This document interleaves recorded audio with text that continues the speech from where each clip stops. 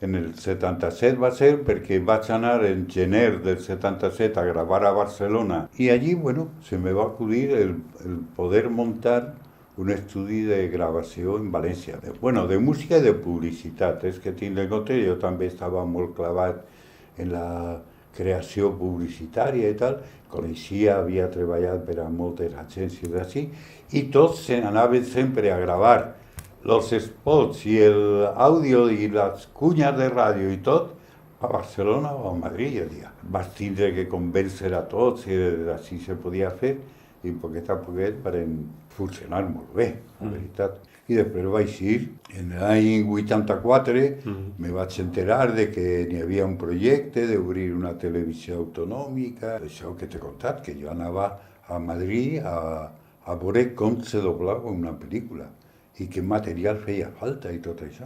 Clar, perquè Tabalet també va ser el primer estudi on es va doblar en València i en València. En València. De fet, tu arribares a doblar al Gat Garfield i a l'Oso Yogi. Hombre, això són els meus orgulls en el doblatge. Era l'Oso Yogi, que vas fer, crec que més de 300 capítols de l'Oso Yogi, tant és així que arribava a casa i parlava com l'Oso Yogi. Saps? I les meues filles i la meva dona, però què? Ah, no, perdona.